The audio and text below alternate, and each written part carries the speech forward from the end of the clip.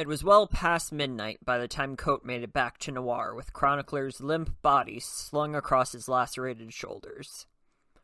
The town's houses and shops were dark and silent, but the Waystone Inn was full of light.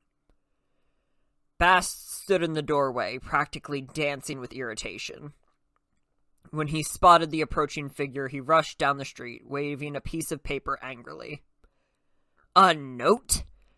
You sneak out and leave me with a note," he hissed angrily. "What am I, some dockside whore?" Coate turned around and shrugged Chronicler's limp body into Bast's arms. "I knew you would just argue with me, Bast." Bast held Chronicler easily in front of him. "It wasn't even a good note. If you were reading this, then I'm probably dead? What sort of note is that?" "You weren't supposed to find it till morning," Coate said tiredly as they began to walk down the street to the inn. Bast looked down at the man he was carrying, as if noticing him for the first time. "Who's this?" He shook him a little, eyeing him curiously before slinging him easily over one shoulder like a burlap sack. "Some unlucky sod who happened to be on the road at the wrong time," Coate said dismissively. "Don't shake him too much. His head might be on a little loose." "What the hell did you sneak off for anyway?" Bast demanded as they entered the inn.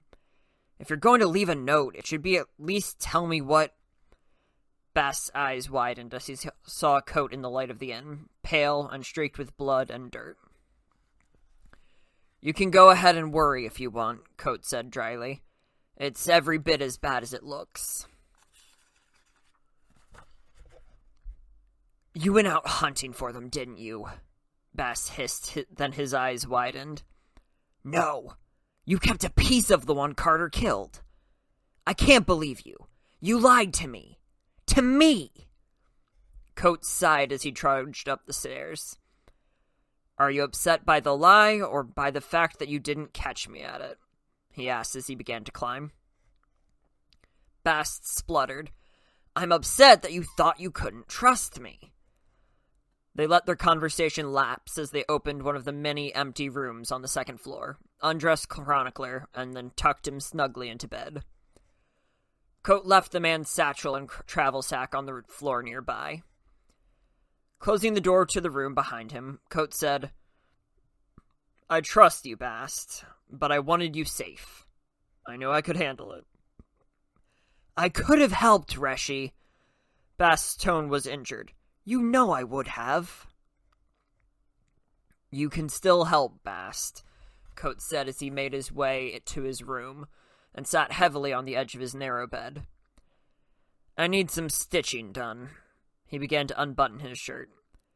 "I could do it myself, but the tops of my shoulders and back are hard to reach." "Nonsense, Reshi. I'll do it." Coate made a gesture to the door. "My supplies are down in the basement." Bast sniffed disdainfully. "I will use my own needles, thank you very much. Good, honest bone. None of your nasty, jagged iron things stabbing you like little slivers of hate." He shivered. "Streaming stone, it's frightening how primitive you people are." Bast bustled out of the room, leaving the door open behind him. Coate slowly removed his shirt, grimacing and sucking his breath through his teeth as the dried blood stuck and tugged at his wounds. His face went stoic again when Bast came back into the room with a basin of water and began to clean him off. As the dried blood was washed away, a wild scoring of long, straight cuts became clear. They gaped redly against the innkeeper's fair skin, as if he had been slashed with a barber's razor or a piece of broken glass. There were perhaps a dozen cuts in all, most of them on the tops of his shoulders. A few across his back and along his arms.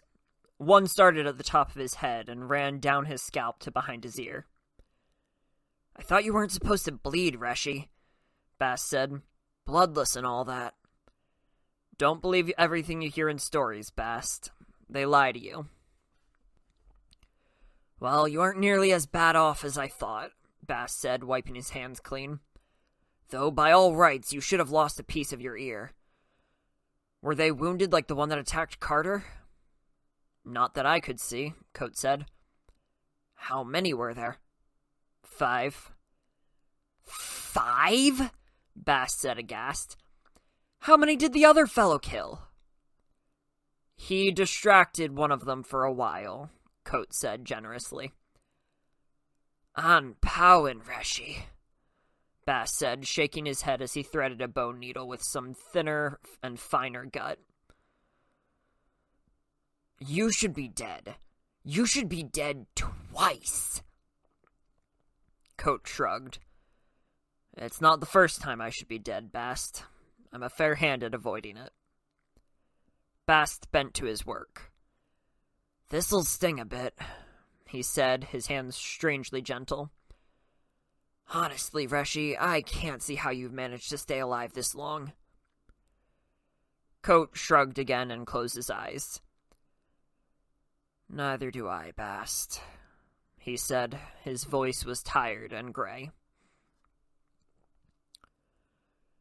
Hours later, the door to Coates' room cracked open and Bast peered inside. Hearing nothing but slow, measured breathing, the young man walked softly to stand beside the bed and bent over the sleeping man. Bast eyed the color of his cheeks, smelled his breath, and lightly touched his forehead, his wrist, and the hollow of his throat above his heart.